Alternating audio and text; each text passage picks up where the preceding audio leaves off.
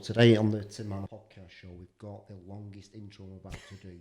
Okay, we've got broadcaster at This Morning, GMB. We've got the presenter of Ribble FM. We've got best-selling author. We've got the CEO and founder of RJ8, Rebecca Jane, aka Lady Rebecca Jane. Let me just ask you this question.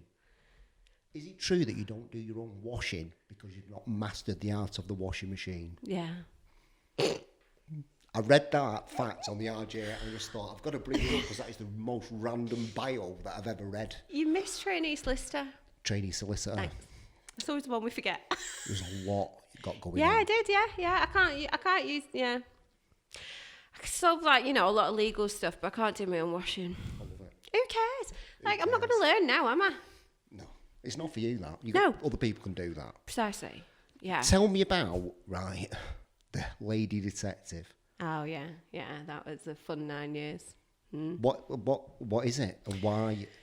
Well, it's no more because I left 5 years ago, I think. So I founded a female-run private investigation company called the Lady Detective Agency because my first husband, there's been two, he was very unfaithful and I tried to hire investigators, didn't like them, so I created my own company and we went all over the world and had a great time. It was fun until it wasn't fun. For 9 years you did that? Yeah. And is that how you got picked up by Big Brother? Yeah. Well, that's how I got picked up by This Morning and ITV. Yeah. And so I did all of that before Big Brother, and so then Big Brother asked me because I worked for ITV. What was your experience like on Big Brother? I don't watch it. I don't know. No, to be honest with you, I don't really know that much what? about you, so I'm just... That's exactly what I said when the producers asked me and rang me to do it. I went, does anybody watch that shit anymore? What year was this? Yeah, 2017. Right. And it was literally, so it's 5 years ago, next week, that I left for the house. Yeah. Right. Yeah. So, well, I'm not mentally fully there. Yeah. So when you I've go... watched a couple of videos of you and I'm just like, you like to argue, don't you? I really do, Yeah, I've got a bit of an opinion on things. Well, you have to. It's part of my job.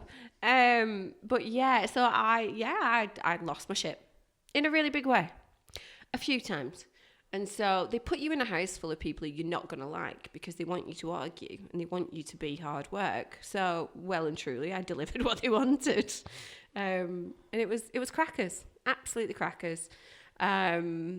Yeah, but you know what? It's priceless experience. That's one of the reasons why I did it, was because you can make all the money you want in the world, but you can't buy a place on Big Brother. So do you know what? Also, I was running away from heartbreak. I'd had a relationship breakdown. So, some people go on a holiday. I went in Big Brother. It is what it is. That's an experience and a half, that, isn't it? A little bit, yeah. How good was the Lady Detective at the time? What was it? The first 4 years were good. Really good. Like, we literally... You were doing it without any TV presence to start off with? So you just built it from the ground up, and then obviously somebody said, do you fancy making this into a TV series? This Morning hired me because, obviously we dealt with a lot of personal stuff. And so then they just found out about what we were doing and all the crazy jobs that we were doing, because it was all relationship-based stuff and it was really personal work that... it was never boring. It was absolutely crazy. So they just wanted to know more about it. And so then I went and delivered, and then they were happy, and then they kept asking me back. And yeah, but the first 4 years were great. They were loads of fun. After that, I became a glorified manager of a bunch of people I didn't like. Right. And then it just killed the reason why I started it. I started it because I cared about people, and I cared about when you are in the absolute depths of despair, you've got somewhere to go. And by the end of it, I didn't care about anything. And my mental health was ruined, to say the least. I didn't trust anyone, didn't believe anything anyone said. Anytime a case came through, I thought everybody was lying, and it destroyed me as a person and as a human. And I had to give it up. But we did all the fun stuff. We investigated missing ferrets. Okay. There's a guy who had he had a wife who was not from this country. She'd ran off with all his money and another man. And when we said, oh, so you want us to find her and get your money back? He went, no, she's taken my pet ferret and I want the ferret back. I'm like, right, serious? He's like, yeah, deadly. So we went to try and find the pet ferret. And it was the only case we didn't solve. I'm not joking. This is deadly serious. I was devastated. And then we got sent to LA. They were a bad job with that. It was a really bad job. So there'd been girlfriend and boyfriend, and they'd split up. Boyfriend had split up with girlfriend. Girlfriend's moved on. She's with somebody else. But boyfriend now wants to split these two up because he wants her back and realise the mistake he made. So he hired us to fly to LA for 2 weeks to find out who she was with and what she was doing. Absolutely crackers. So, that kind of stuff is going to destroy your faith in human nature. So it destroyed it all for me. And then I had to go because I was a detriment to the business in the end. So I left. From there, Big Brother, and then when you came out of Big Brother, is that when you stopped the Lady Detective after that? What was it around I that came time? out of Big Brother in the June, and then I think I sold the business in the following January. So it weren't long after. And what was your plan? My plan, I didn't have one. I got made an offer, so I ran for the hills. And that was the end of it. And then I couldn't work in the industry for the next 3 years, which fine by me, didn't want to be in it anyway. And I came out and I was like, I just want to work for a charity. Like, I just want to help people. I want to do good stuff again. Like, we started this because I cared. Where's your sort of like mental health at this time when you're doing that and just... No. Well, when I came out of Big Brother, I was supposed to go virtually straight back to work, and I never really went back. I was ruined, like highly suicidal. It was, every day was a battle to stay alive. You just can't trust anybody. No. Because you're living in that, aren't you? Going from detective into Big Brother, always questioning, what does this person want? Yeah, and Big Brother didn't help that because I was already struggling with trust. And then when I came out and saw what people were saying about me behind my back when I'd seen what they were saying to my face, it confirmed my trust issues. So then it became worse. And I just didn't want to be here. Like, every single day was just floods of tears, couldn't cope, tried to battle through. And by nature, I'm quite a confident person. So it was quite easy to put on a front at times. But then the rest of the time, it really wasn't. And so I nearly didn't go to the final, actually, because I was just streaming with tears and couldn't get out of bed. And I was late to the final, and I think I had like 10 minutes to get ready. And it was only because like some of my housemates that I actually liked got me there. But it took a solid... Well, then it kind of became very apparent that I need to not go back to work. And so everybody kind of managed without me, albeit not wonderfully well. And then the final decision was, I'm not going back. I'm not doing this. So I didn't. And were you looking for help for yourself at this time? Yeah. And this is what's now shaped my career of what I do now, is that because I was looking for help, but I couldn't find anything. And I don't know why it never really entered my head to pay for therapy. It just didn't kind of enter my thought process because, I could have gone and got therapy, but also I didn't really believe in just counselling or CBT, which is the NHS route of stuff. I didn't know what specifically would have helped me, but I knew that just sitting in a room and talking to somebody won't. So I did reach out for help. There was none available whatsoever. In fact, actually, it was 13 months before they called me back and said, we've got a place in therapy for you if you want it. I was like, I'm all right, thanks. By this point, I'd well and truly moved on with something else. And I'd got private therapy as well. But there just didn't seem at that point in time when I really needed something, there wasn't anything that was suitable. And so then I ended up indirectly going to this charity. I was raising money for a few charities in this. I gave myself a year out of, let's go and find myself. Because when you get rid of your business, it's part of your identity, and it's like, who am I? What am I doing? Yeah, And what's what your am I going to purpose? do now? Yeah. Like, I was lost. And so I'd tried a few different things. I was having a great time. I'd worked for a few different charities, and then I was raising money at an event. And I went to this mental health charity that's really local to me. It was a man who and I'm not going to name him, but it was a man who I knew through a friend who, he'd had quite a troubled past. He turned things around. He was now a therapist. And I went, he said, oh, we'd love to obviously have your money because we're a mental health charity. Come and see me and we'll talk about it. So I went, I spent 3 hours with him, and everything that he said about mental health and treatment for mental health was everything that I believe. You resonated with it. Oh, massively, yeah. Our visions were completely the same. It was just like, oh my God, this is amazing. This is exactly what I would have wanted a year ago when I was in my worst place. And so I said, I've got 3 months left of this year of finding myself. So I'll work for you for free and let's just see what we can do. How much money did you give them? Oh, I think we raised a couple of grand. It was nonsensical, really. But then I did work for him for free for 3 months. And at the end of the 3 months, he was just like, we can't lose you. So now we've got to employ you. So they did. And so then I became their operations director of a private mental health clinic and a charity. And then there was a few other bits as well involved in the business, but that was my predominant focus. But yeah. Then what happened? It was great for around about 3 years, I think. You talked about this before? No. I appreciate you doing it, mate, with me. It's a big thing, so don't think it's not. Yeah. No, and actually, it's a year ago. Yeah. Since I left. Didn't really leave. Inverted commas, yeah.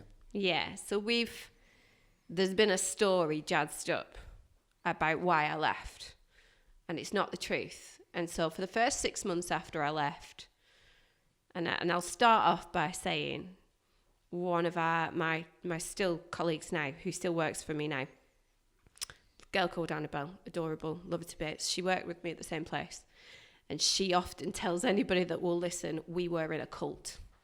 And in my personal opinion, we were. Now that I look back on it.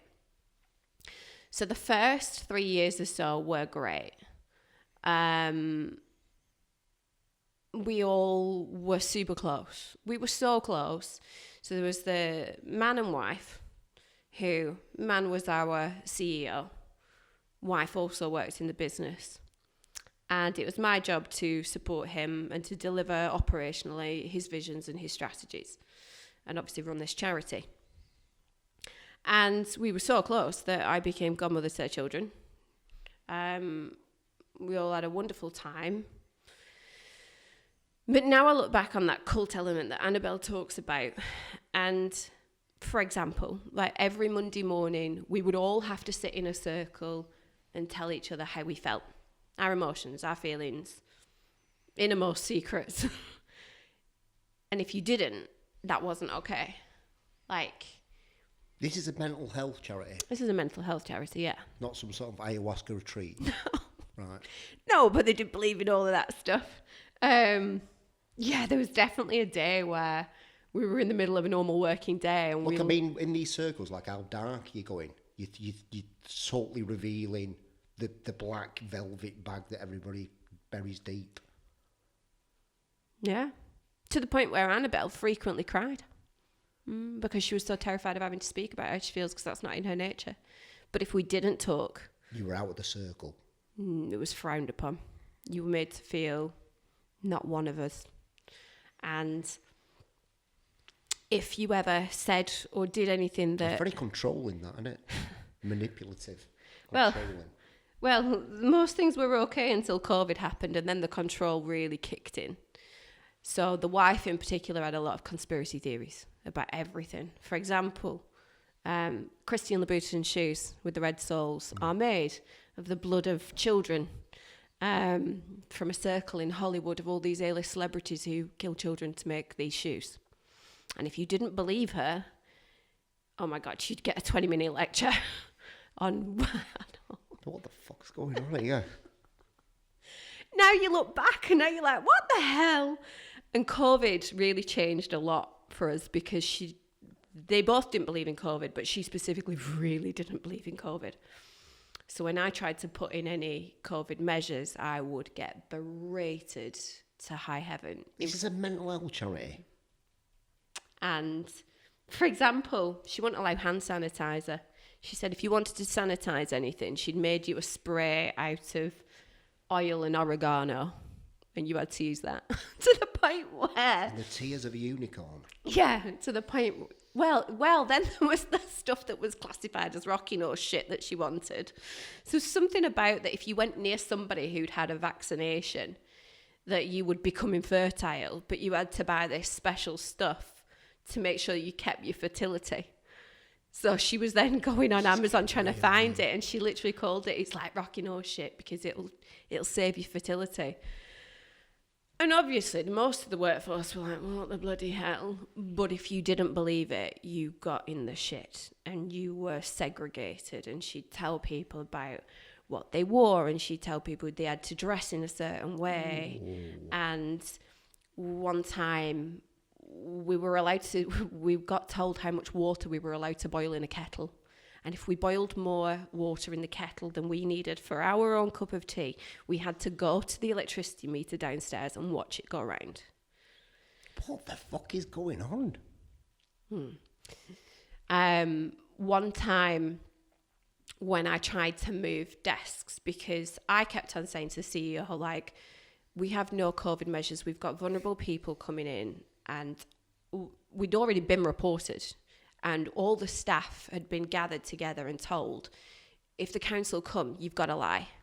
You've got to say you socially distance. You've got to say that you don't pass in corridors. You've got to say that you've got staggered lunch breaks. You've got to say that we've got hand sanitizer. You've got to say this. You've got to say that. And it was all bullshit.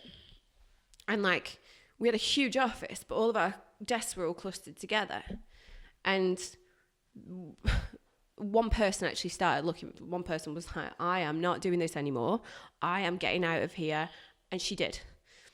Because she said, I'm not lying to the council for her. Like, this is enough. So then there was one time where I'd said to the CEO, I was like, I can't cope with this. I'm having sleepless nights thinking we're going to get a 10 grand fine because the council's going to walk in and be like, why the hell are you not distancing these desks? This is ridiculous. But why wouldn't you just do that anyway, just out of respect for everybody else? Oh, because they didn't believe in it. No, they really didn't believe in it. And if you dared to say it, we literally got called sheep if we said anything about it. And I'll go on to something else in a second. But so he said to me, he went, listen, save me 10 grand, get out there, do whatever you've got to do. And so I went, okay, are you sure? And he went, yes. So I went out the next morning. I went in early to do it before she got there with the girl that was helping me, because I was terrified of what she was going to do. She came in after we'd moved one desk and screamed the place down at me. And there were staff around. And she went 20 minutes, and she's quite strong. She picked up a filing cabinet, ran across the room, threw it down. I was like, get all these desks back, screaming her head off. To the point where I went into a meeting afterwards, straight after, because she ordered me to put them back, and we did. I went into a meeting straight afterwards with the CEO. And I was with Annabelle, and we were in a marketing meeting. So you've got to be excited and passionate about the ideas that you've got and what you're going to do. And I couldn't even speak. And all of a sudden I just started sobbing. And he's sat there, he's going, what's going on? And Annabelle don't say boots to a goose. And she went, I've got something to say. And I'm still just crying with tears. And she said, what just happened out there is not okay. She went, she's just been blasted. And then I started scratching away at my face, and I came up in this massive rash, literally all around here. Huge physical rash that was like lumpy and bumpy. I'm like, Annabelle, what's happening to my face? And she's going, oh my God, like, are you okay? And I'm just hysterical. And that lasted for 7 days. It was stress. And then another thing that I really don't like about what happened is we had one staff member who'd lost her mum and she really believed in COVID. And so this is probably about 9 months into COVID. And she was really unhappy about being in work. She was unhappy about the fact that we had no measures. And you could tell, like, she was upset all the time about it and all the rest of it. And so the boss's wife gave me the order to fire her. I was like, what for? And she said, because she believes in COVID and I've had enough. Is this business still going? No. No. I'll get to that. No.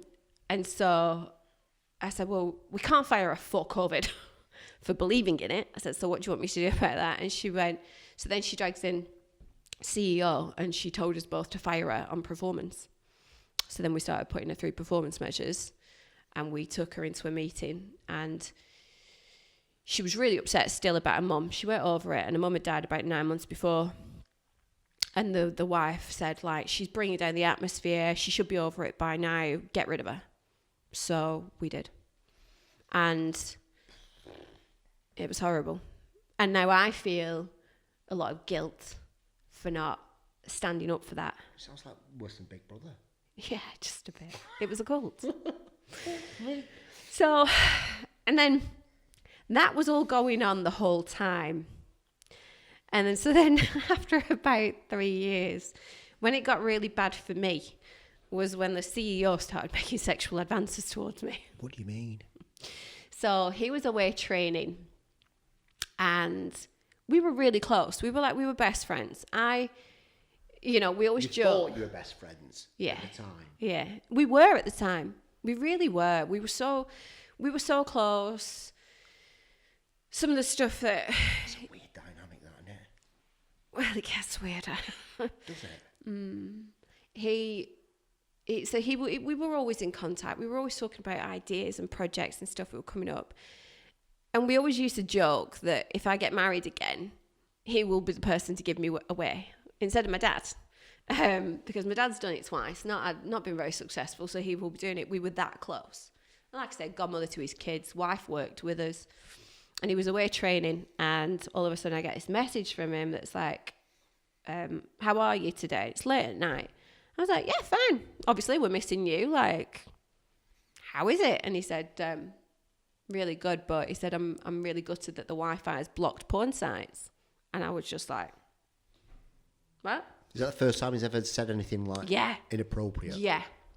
And by this point, it's probably been nearly 3 years, maybe 2.5.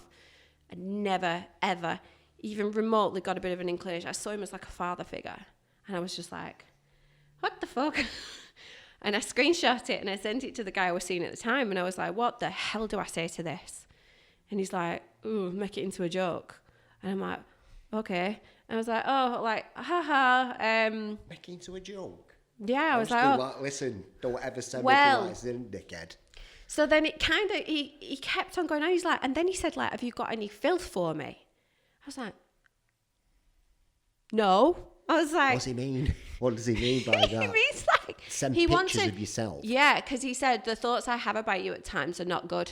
And I was like, ha, funny, but no, sorry. That's... It's just like, fucking just like, progress really quickly on it. And it was completely out of the blue. And so... all I felt was panic. Like, shit, what do? I don't want to upset him. I don't want to hurt him. But equally, oh my God, what is this? And so, and he said that he wanted to see me with somebody else. And I was like, I said, well, I was like, okay, enough. So I said, listen, I love your wife too much to let this continue. And he went, yep, sure, sorry, got it. So then the next day, I was just panicked, couldn't sleep that night because I was like, what is he going to do because I've rejected him? Like, is he going to make my life hell? Is he going to fire me? Is he going to be upset? Is he going to be weird with me? Like, what have I done? Fucking hell. Why does he think that this is okay? So you're kind of making it in your head, you're making it, it's kind of your fault. Well, yeah, because I was just like, oh my God, I must have done something to make him think that this is okay. So I went to our, the woman who we fired for the COVID stuff, and because she's a therapist, and and I thought she'll be bound by confidentiality if I tell her. And I thought, I can't tell anybody else because everybody knows him, and obviously we can't have this, like I'm his employee. And I showed her because I was just so frightened of what was going to happen to me. And so she read it. She's like, this is not okay. She went, you've done nothing wrong, don't worry. And I was literally just like, I can feel the panic in me now with it. Yeah. Because I was just like, what if he gets a guilty conscience and tells his wife, and his wife then blames me, and then I lose my job and I lose my grandkids, not that old, lose my godkids, and like, what's going to happen to me? And that's so awful, that, Rebecca. You're thinking that, dude. But this is the problem with sexual harassment, and this is why people, even now, I feel embarrassed about it, because I still think, what have I done? Right. And so she calmed me down to an extent. Yeah. And then I tried to avoid him for about a week, which is pretty hard when he's your boss. But I tried. We had an event the next day, and I went to the event purposely late so I could just swan in at the last minute, so I could just sit down and that'd be it. And I didn't have to actually have a conversation with him about any of this. And so we didn't ever speak about it again. But then when we'd be in like the kitchen and I'd be making a brew, he'd come in and put his arms around me, and I'd like do this. And he'd ring me up and he'd just start having conversations about the people that I was seeing and asking me about my sex life. I would be like, okay. And then he'd send me pictures. Like he sent me a picture of a naked woman that had like numbers layered over the top of it, but you couldn't see what was behind this picture. I know it was a naked woman because you had to pick a number, and it was like where the woman's nipples were on this picture when you picked a number. And so then when he sent me the next one, she's fully naked. I'm like, oh my God, like, are we doing this again? So I had that for 9 months. What are you doing when he's sending you then? What are you doing? Are you ignoring him? Are you trying to appease him? Couldn't ignore him. I couldn't ignore him because I was trying to appease him to make it into, we were really laughy, jokey, childlike all the time. And so I tried to just be like, brush it off and switch the conversation was my tactic. And then when he like touched me in the office and stuff like that, I literally would just freeze, which he pointed out to me later on, about a year after all of this. He's like, you literally used to freeze when I came near you. Oh yeah, because it was like, oh is God. He one of these guys that always has control of everything, gets everything that he wants, like, and obviously he's not getting what he wants, and it just keep escalating and escalating, more frequent? Yeah, to the point where I was in the office late one night. It was only like 5:30, but it was middle of winter, so it was dark. And I'd been packing up a studio of ours, so we're upstairs, and he comes up, and we were the last 2 people left in the building. I don't like this story already. Go on.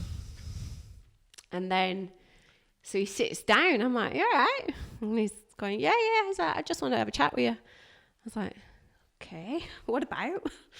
And so he starts just talking about like work stuff, and it was fine. I'm like, okay. And then he goes on to, I said to him, I went, how's your house move going?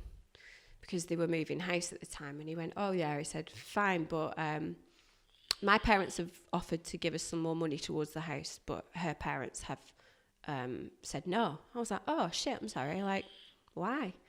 And he said, well, because her mum thinks that we're going to have an affair. I went, who's we? He went, me and you. I went, I was like, no. I went, what the hell? He's like, yeah. He said, it's the way we look at each other. It's the way that we talk to each other. She don't like it. She thinks we're going to run off together. And I was like... Yeah, this bloke. And I was like, oh. And I said, well, what does... And his wife... He's basically just looking for you to say something. Yeah, great. Yeah, right, yeah. And I was like, well, what does she think about that, as in his wife? I said, because, like, well, what the hell? Like, is she all right? Has she ever said anything to you? By that point, no. Oh, no, not by that point. She did a little bit later on. And he said, well, she just doesn't believe it's fine. I was like, thank God for that. I was like, oh my God, like, what if she did? And he went, yeah, don't worry. So this was 3 days after I'd split up with somebody who I'd been in a serious relationship and then dating for 5 years. And so this was the first time that I'd known him since I was single. And this is 3 days later. And it was a good relationship in a lot of senses, but it was a bad one. So it was a bad breakup for me. It was one of the reasons why I ran away to Big Brother. After our first breakup, I was like, let me go in the house.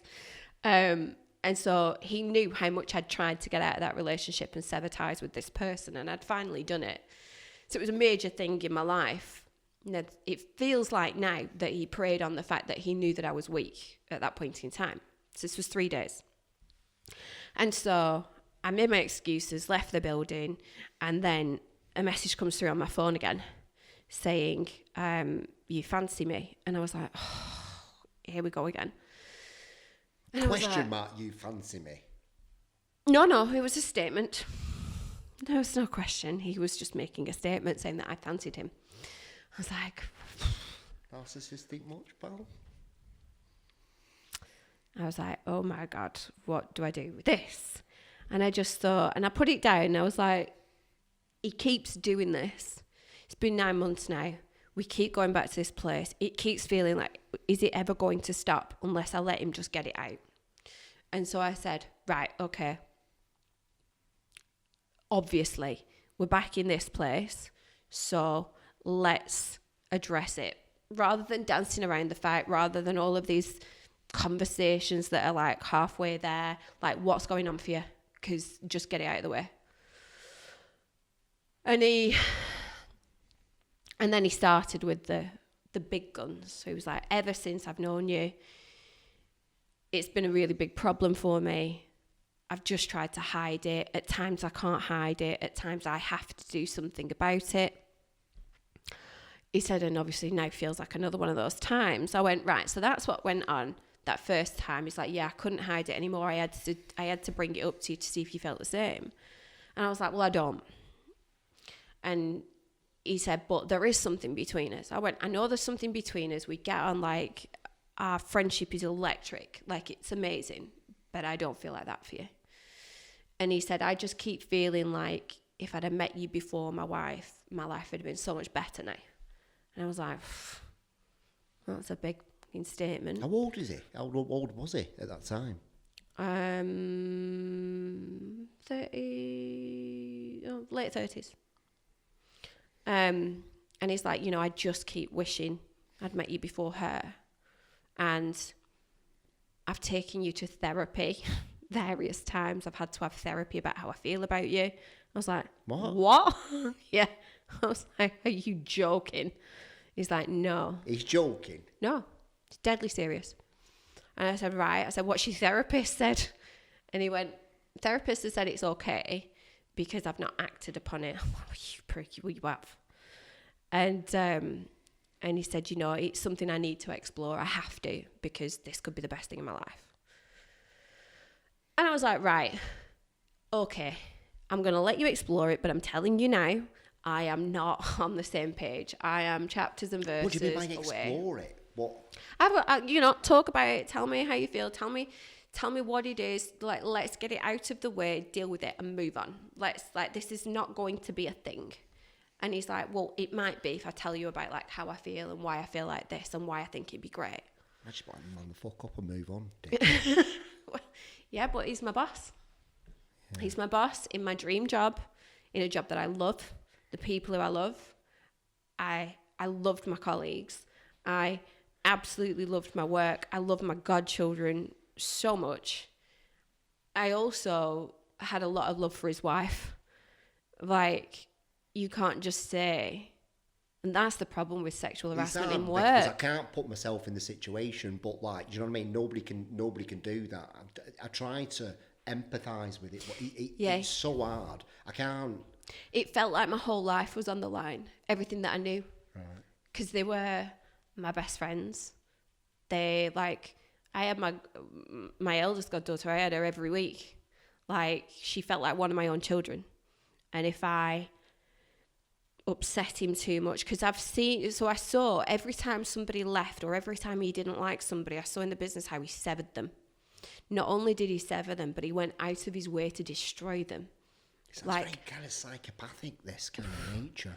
We have got people whose lives and careers have been destroyed because he took a dislike and then fired them. And so I knew that if I upset him too much, that'd be the end of me too. And look what's happened. Yeah. I was right. So we'll get into that. We'll get into that. I don't really know that bit, so.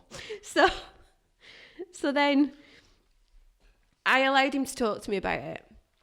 And I think probably there's a few regrets in all of this that I have. Letting him explore it with you and talk it over with you. Yeah.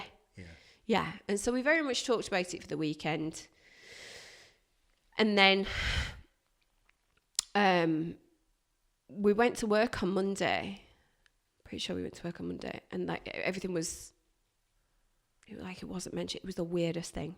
It wasn't mentioned, but yet he'd been graphic as hell, literally telling me everything he wanted to do to me and had thought about me for the last 3 days. That type of exploring. Yeah, well, that's where he went to, yeah?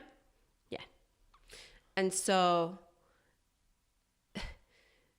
then on the Monday, it was all like it never happened. And it was the weirdest thing. And I'm like, what is actually going on here? This doesn't make sense. So on the Tuesday, I went into his office and I went, what is going on? And he said that this was his fantasy, that I'd go into his office and say that. I was like, okay. Do you think he's looking for this on porn, some sort of like secretary sort of like role model thing, thinking it's you? I'm pretty sure it's possibly. Because. Oh, no. So we talked about it for about half an hour. And his desk was here, sofa was here, and I was leant back, stood up against the sofa. And he kind of came from behind his desk, and I thought he was going for the door, but he didn't. He literally came up to me and grabbed hold of me, went underneath my clothes, and my hands were froze to the sofa behind me. I was like, whoa. What the hell? And then I somehow got away. I ended up on, like, towards one of the walls. I'm like, what? And he went again until he did what he had to do. And then I literally just walked straight out, didn't say a word, and left. I went and sat at my desk and I was like, what the fuck has just happened? I was just, even now I still feel it of like, what the fuck is going on? And I just remember thinking like, there's no way back now. There is no way fucking back. Like, that's it. Game over. Panic. Absolute panic. What did you do? The rest of that day is a blur. I literally just stayed frozen to my desk. And like, I can't even tell you what actually happened after that, because I was just gone. And then he went bigger and harder on how this is what he wants for the rest of his life. I'm the answer to all of his prayers. And then he was like, shall we have like therapy? Because obviously he's a therapist. And obviously I talked to him a lot about my own personal issues, from self-harm to trauma to stuff like that. When he knows all your deepest, darkest secrets. And to the everything. To the point where he was like, let's go into my therapy room and let's have a session to try and deal with all of your stuff and your trust issues. Because I said, I can't trust you because I don't trust anyone, but I can't trust you because of this. And so he's like, right, well, let's work on it. Let's work on you. And so we would go into his therapy room. Have you told anybody what went on at that time? No. No. At the time? Hell no. Couldn't tell anyone. Could not tell anyone, because everybody in my life knew him. And I was still trying to protect him because I just kept on thinking, I just need to get him through this and over it. And then hopefully life can go back to normal and then we'll all be fine. And I won't lose everything that I know and I won't lose my job. And like, because I was so caught up in this cult that life outside of it felt too scary. Felt so scary. It's a fucking film, this, mate. And so we would have weekly sessions, if not twice a weekly sometimes, where we would go into like my trauma, literally self-harm, and like the stuff, more stuff that I've never told anyone until very recently, because I trusted him that much. And I thought that he got me into a way of thinking that maybe he's right. Maybe we get on so well and this relationship is so good because this is somebody who I am supposed to be with potentially. Oh, come on, Rebecca. So I just need to deal with me and my issues, and then it'll be fine. Did Bale manipulate it that much that you think that that's what needs to be done? That was acceptable? And so then frequently, there was, in the space of 4 to 5 months, there was between 15 and 30 sexual incidents that happened. And there was only ever one that I did anything. I would literally be on the phone in his wife's office to a client, and he would just come in and do stuff. I'd be like, I'm on the fucking phone. What are you doing? And he'd just carry on. That's what it was like. And it became quite apparent that I wasn't going to get over all of my issues. So I was hard work. I was really hard work with him. I wasn't the dream that he thought I was. Like, I wasn't going to just run off into the sunset with him and it was all going to be wonderful and roses. That wasn't going to happen, because... It's not really that he ever wanted, though, did he? He just wanted to control you, but he was giving you that bit. I am so still unsure of what reality is, that I don't know anything anymore. I don't know. I have no sense of reality whatsoever. Obviously now we've kind of come out of it and I've started going through therapy again. I didn't trust the therapist. Didn't trust the therapist, and I work in mental health. It's my job to get people into therapy, and I don't trust therapists. And I couldn't get help for myself after all of this, which it gets worse before it gets better. But my trust in people and everything and in life was gone, because he was doing everything he was doing. He was saying everything that he was saying to me, and then I would see him with his wife literally in front of me, and I'd be like, we're living a lie. We are living the biggest lie that I've ever known anybody to ever live. And I have to literally watch it unfold. And so my trust issues were off the scale and through the roof. I was absolutely crazy. I began self-harming again, which he knew. My way of dealing with problems is to overdose on medication. And so that's what I started doing. And he knew. And he still carried on. But like I say, I wasn't this dream of a situation. I was hard work. And so it didn't fit with what he wanted. And I kept on saying to him, like, we've got to stop. This can't keep happening. And so I did end it completely. I said, like, this is done. I'm not remotely interested. And I was really quite nasty and quite harsh to get my point across. So I ended it. 6 weeks later, he rang me up and said because of how he felt about me, he couldn't work with me anymore. I was like, right, okay, well, that's not legal. And he said, well, I'll give you a division of the business that we co-founded together to leave. I went, no. I said, no chance. I went, I've told you for years, I never want to own a business ever again. I don't want to do this. I went, I'm happy in employment and I'm not doing it. He went, no, you are. He said, it's not a choice. You're gone. I was like, okay, if you want to do that, I'll register the claim with ACAS for sexual harassment because you've abused your position and now I'm being forced to leave because of the way that you feel about me. Where's that strength bit come from where you did that in that moment? My kids. I'm a single mother of 2 kids, and do you know what? Enough is enough now. Because I'd been, up until that point, I was traumatic most of the time.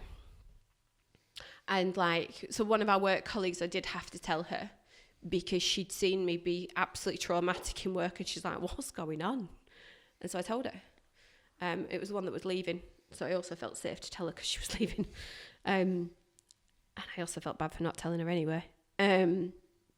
But I had to, because then it became, he completely switched. He was completely cold, completely calculated. It became really apparent, I'm going to have to fight for my life now. Otherwise, I've got 2 kids at home that I can't support. So I was like, right, if that's what you want to do. So then I don't think I spoke to him after that. I didn't speak to him after that. A few days later, I got a solicitor's letter saying, we're dividing up the business for you. We're going to give you this. This is how it's going to work. And I was like, nope. I'm not. They expected me to take on the liability of about 30,000 people's mental health with no money for it. I said, no. If you are wanting me to do that, then you're going to have to pay me, God, it was thousands to do it. And I'll do it because the clients have already paid you. You've got the money. You're just going to have to give it to me. 3 days later, after I sent that letter saying no, and I'm not going to go as easy as you want me to go, a front page story came out in the national press about me and Michael Owen. And it basically just went into how in that 6-week period where I'd ended it, before that conversation happened with him where he told me I was leaving, I'd been in communication with Michael Owen. He'd wanted to meet me, and like, is there anything else you want to throw at me? Right, okay, go on. Michael Owen gets used as a cover-up for all of this. Right. Listen, it's not lost on me how batshit this all is.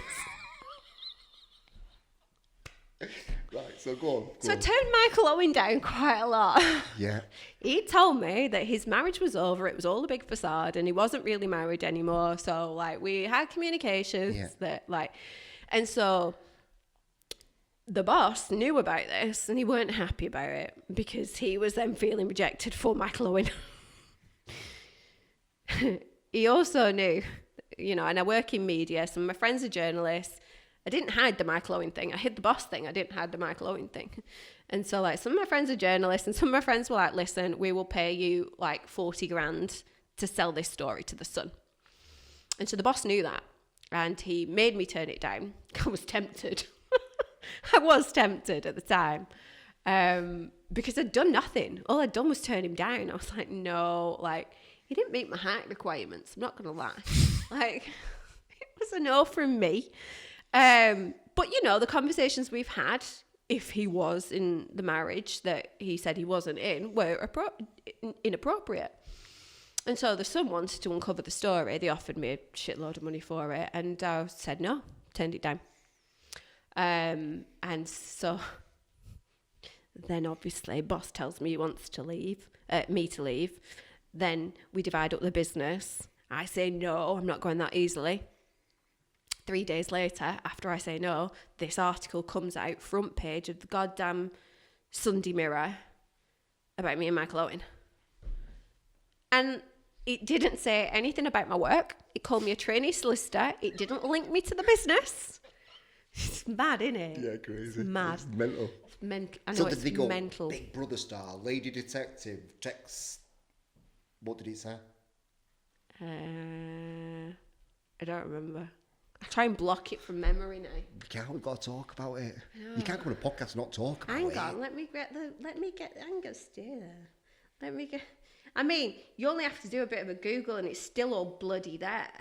I did bits, but I kind of skipped over that. I just thought, it's just going to what's it, but... I can't believe I'm having to Google myself. Rebecca J. Michael Owen, here we go. Oh, right. Oh, wow. Yeah, that ran. Okay. Married England legend Michael Owen begged reality TV star for nude pictures. That was the headline. Reality TV star? She's not wrong. She's not wrong. No, it's not wrong, because... But it's not a good sign for that to come out when you're doing this bit as well. It's just really inconvenient, isn't it? I know! Just trying to get my shit together. That's what we all said. Bloody hell. It'd been a couple of weeks later. So go on. So that comes out. Obviously, shit went mad that Sunday. It was Father's Day. By the way, the boss took it personally that it came out on Father's Day. This article that says nothing about my workplace, nothing about my actual job title. They took it personally to think that it was hurting them. I was like, sorry, what? I am literally getting thousands upon thousands of tweets. It was a front page article for the Mirror, but it went everywhere. Even like Spanish goddamn newspapers were reporting on it. It was ridiculous. It was absolute lunacy, the extent that this went to. It just blew up. So you got that plus that added on top of it. Obviously, you must be getting a lot of hate. I didn't actually get that much hate, if I'm honest. Did you not? No, I was actually very surprised. No. There weren't a lot of hate. The papers said that, but you know what people are like? They'll say, well, what has she done? You know what I mean? That's what I thought would have happened. Not really, no. There were a couple of shitty comments. My nature, because I have been horrifically trolled. Like, I've trended on Twitter, for crying out loud, with being trolled. That was during the Big Brother times. So I'm used to trolls. Yeah. That was okay. There were a couple of comments, and my tactic with negative comments is to, bat them off, make a joke out of it, don't let it look like they've got to you. So a couple of them slightly did, but whatever. Like, in the grand scheme of things, I came off all right. However, so then that was the Sunday. Monday morning, I get a letter. You're suspended, pending gross misconduct investigation because of the article. We are also putting out a public statement dissociating ourselves from you and chastising you for all your behaviour. Convenient for him, isn't it? I was like, I remember being sat in Starbucks with my really good friend Youre, and like, bless him. We were sat there, and I was literally, my world ended receiving that email, because the injustice of I'm not leaving this business because of that article. I am leaving this business because of what's happened between me and him. And he's trying to use Michael Owen to cover it all up and throw me under the bus at the same time. What? Like, world ended. Literally ended. And making it so public. Yeah. It felt like, why do you have to do this? You have not been brought into disrepute whatsoever. I've actually done nothing wrong. I've not even met him.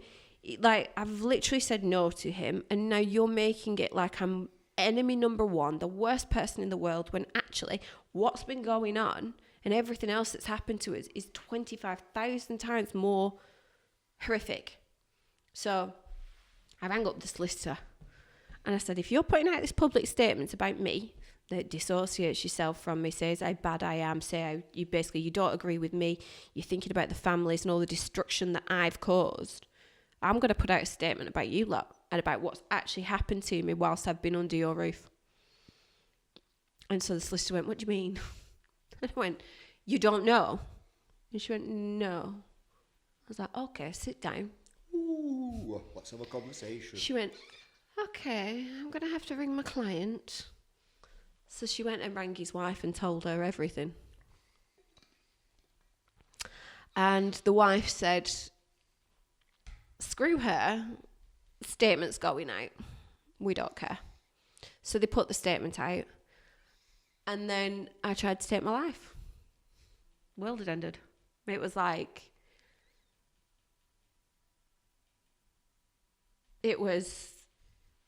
I'd lost everything.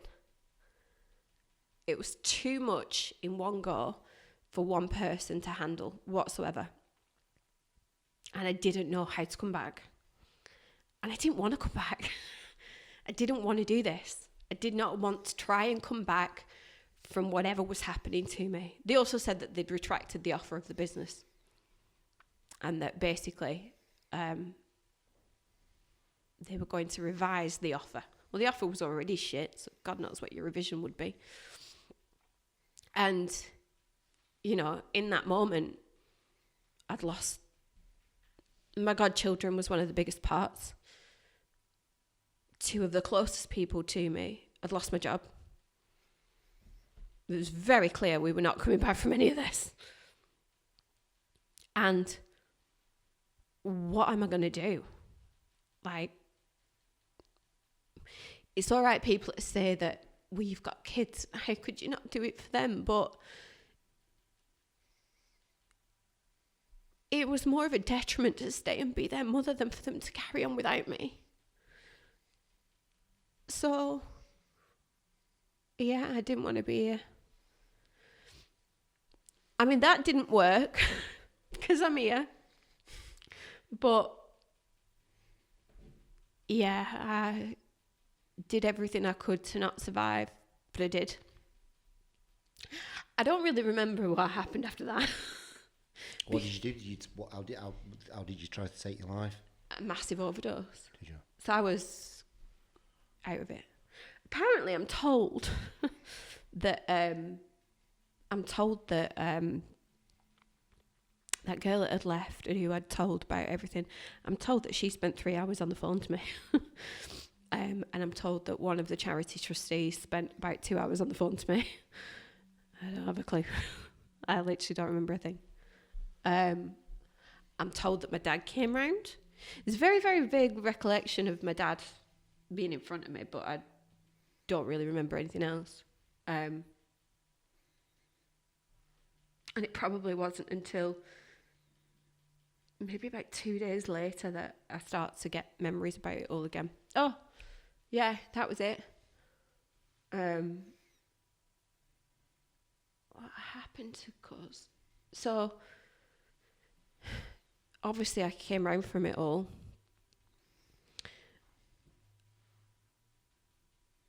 And I don't remember the point in time until my mum and dad had...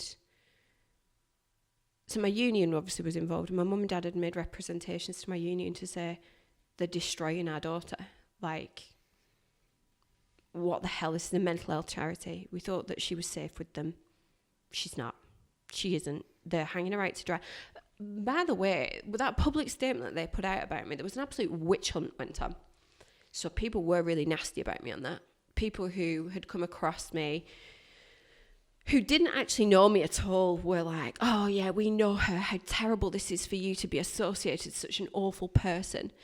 And you poor family, you're such a good family, you're such good people. And so they then deleted comments, apparently, that were positive about me. And they let the people that were saying nasty stuff continue. They even started a WhatsApp group with a couple of our employees who were standing up for me, saying, you don't know the truth. Just don't be saying this stuff about her. They started a WhatsApp group to tell them, keep yourselves out of it, delete your comments. They ordered people to stop helping me. That's how much of a witch hunt went on. And so then this email went via my union and to them saying, like, you're a mental health charity, what are you doing? And the wife replied to my mum and dad. She sent an email to my mum and dad saying, I trusted your daughter. She's made a move on my husband. She's done this. She's done that. How dare she? She turned everything around, made it all about me. He obviously hadn't told her the truth. So I sent screenshots of the times when I'd rejected him. It weren't me. I didn't start all this. And that's the first recollection. I think that was like 2 or 3 days later, something like that. Then I got COVID. I literally, the girl that had helped me, who I worked with, I rang her up. I'm like, I've just tested positive for COVID. She laughed her head off. She's like, of course you have. Of course. What else can go wrong? I ended up in hospital with COVID and we thought it was hilarious because everything just went to shit. It was like 3 weeks of hell. So they did revise their offer of the business and they came back and they said, basically I had to rebrand. They did pay me a figure. It was nowhere near what they should have paid me. With the gagging order? Yeah. So, and also I had to retract my sexual harassment claim with ACAS. I had to retract my complaints to the trustees, so they weren't under a duty to do anything about what had happened. And yeah, I was gagged. And this is how RJ8 was born. Yeah. So then when I came out of hospital from COVID, I had to rebrand the whole business in about 2 weeks. Whilst I was doing that, everybody else was being let go. So Annabelle was dragged into the office and got told, you either choose, it's us or Rebecca. She didn't choose, so they made her redundant. And they got rid of her. So she's now with me. Bless her. They affected a lot of lives because they didn't want anyone to support me. The wife didn't know the full extent of everything. At that point in time, and for 6 months afterwards, up until January of this year, I couldn't say a bad word about him. I couldn't. I was just so controlled still. So controlled. What's made you come and talk to me then about it? What's the reason that now's the time to talk? What has been that? Great picture, by the way. That's mate. Well, they didn't stop trying to destroy me. They weren't content with everything that had happened. They wanted to just talk. They wanted me gone. One of our other colleagues said he genuinely believes that they are trying to push me to a point of trying to take my life again, because then I'll be gone and then I won't say anything. I wasn't saying anything. In the 6 months, I really wasn't saying anything because I couldn't speak about him, couldn't talk about it. I just got on with my life. But they carried on.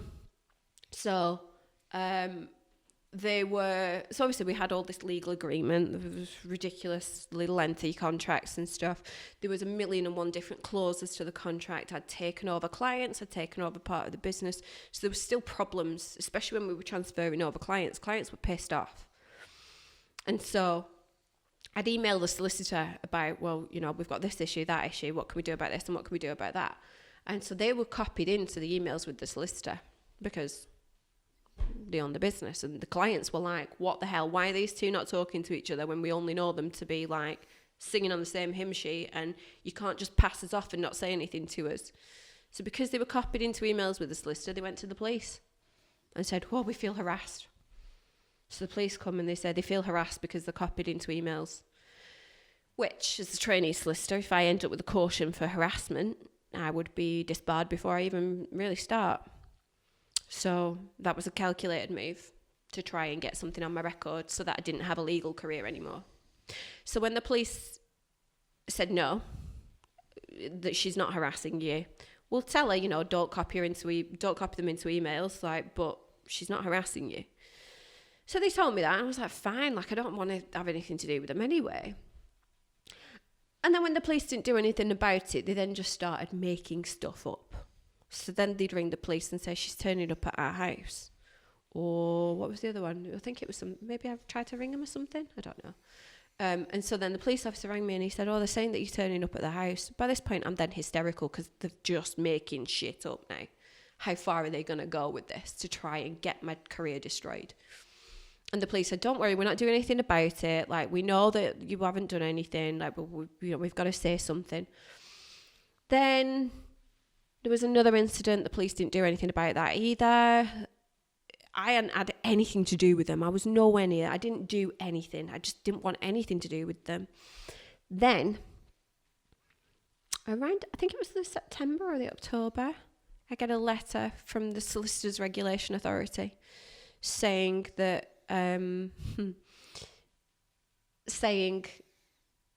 basically I wasn't a trainee solicitor and I was posing as a solicitor and I'd been reported from an anonymous report. The other problem is that the investigator at the Solicitors Regulation Authority included a screenshot from the complaint that had come in that said that it was from her, his wife. Destroy you. Yeah.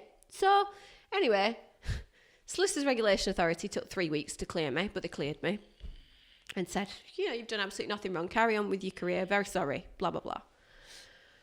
But obviously 3 weeks of an investigation with solicitors, regulation authorities, traumatic at the best. Then we've got all this police shit. And then because none of it stuck, between Christmas and New Year last year, I get a message out of the blue from his wife saying, we want to see you. Please will you meet us so that we can all find a new path for ourselves to go forward. Everybody said to me, don't go. Don't do it. Oh my God, you went, didn't you? Of course I went. Well, I've got nothing to hide. I've done nothing wrong. I've got nothing to hide. So I went. I did go. And I sat down. He went into a 5-minute apology. What about? Exactly. So he apologised for crossing the boundary. He apologised for starting it all. So he admitted it with his wife there, that he'd done this. Yeah. And because I said to him, I went, you know that I'd have never have gone there. And he said, of course I know. He said, you fought it all the time. I was like, I know. This is weird, this. So she's there. Yeah. She knows. She doesn't know the full extent. But he was... So she said, why did you not tell me what was going on? I went, how the hell do I tell you? I went, how do I come to you and say, your husband's done this, this and this? I went, because then what would it have done to him? What would have happened to my job? I said, you wouldn't have kept me there. I went, you'd have got rid of me straight away. I went, I didn't want to lose my job. I loved my job. And then, there's the children. I went, you'd have got rid of me from their lives too. I said, so I just thought that I could deal with it and we'd solve it and it'd all be fine and it'd all go away and I'd sort his shit out and it'd be okay. And everybody would go back to normal, nice life. And she went, well, I'm sorry that the only thing that she has apologised for in all of this is that I'm sorry you didn't feel that you could come to me and tell me. I was like, okay, right. So, weird. However, I also said to her, I said, how would I have told you? I said, from my previous history of the job that I did, I know in these situations, people either want to know everything or they want to know absolutely nothing. I went, and on the chance that you wanted to know everything, I didn't know how I could tell you. I said, because how the hell do I actually tell you all of this as somebody who I regarded as a friend? And I'm like, I have well and truly let you down. I should have done something. I know that. I went and I beat myself up about it. I said, and you think that I've been saying everything about it? I said, I haven't, because actually I believe that it's all my fault and I should have stopped this. I should have done something. Don't know what I'd have done, but I should have done something. And so it went all right. We left and it was okay, but then it became very apparent that it wasn't okay. What do you mean now? Because that's not just it. It's not the line and just move on. No. I couldn't get over the fact that I wasn't allowed to say everything that I'd heard about. I couldn't say everything in front of her because I couldn't tell her all the things that he'd said about me. Or you just didn't get it out in that? All right. How could I have... I didn't want to go into the intricacies of everything that had happened between me and him, because I just thought, what's the point in hurting her more when she obviously will do anything to stay with him? Because I've been that person who has been left traumatised for the rest of my life with trust issues because of what other people had done. I'm not going to sit there and tell her everything that he has said and done about her and about how much of a lie their lives were and all the rest of it. I'm not going to sit there and tell her that, because I don't want for the rest of her life for her to know. And to have the issues. Well, now I think that, but at the time, I didn't think that. No. Let's finish off with RJ8, right? Because I need to finish off on something good, because I really hate this bloke, whoever he is. Okay, so what's next for RJ8? What's the future for Rebecca Jane and RJ8? I still continue to look after the mental health of people within businesses. That's what I founded with him. That's what I created, and that's going to still continue. It's a great product. It does wonders. Wonderful. That's stable and solid. Our future is in the children's charity, which is something I created in January after a bit of thought of an idea that had been going on for years. So we go into schools. We have children apply to form their own charity. So we've got kids, we've got a 15-year-old CEO, we've got an 11-year-old head of finance, we've got a 14-year-old marketing manager, and it is bedlam. And they all come together to create what they think will help mental health in young people. And so they come up with all sorts of random shit. Like, they will come up with anything. And it's my belief that it's no good letting adults sit in a room and say, this is going to help a kid and that's going to help a kid and this is how we fix mental illness in children. We need to ask children, and they need to be the ones to fix mental health in kids. We've just got to help them do it.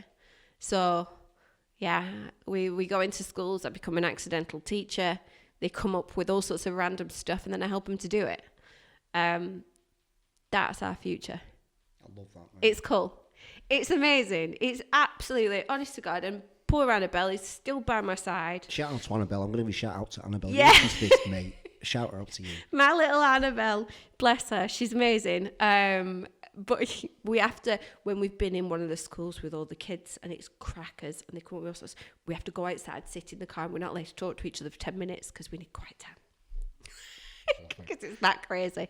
But it's cool. It's amazing. It's like so rewarding. They've got some amazing projects. All I'll say is one of them involves taking over a whole town, literally a whole town, and 120 pairs of shoes. Amazing. Because 120 people take their lives every week. But it'll be epic. You'll have to come and film it. 1,000,000%. Right, let's wrap up on that. Yeah. Thank you. Thank you so much, mate. Honestly, really appreciate it. Thank you. Goodbye, everybody. Bye.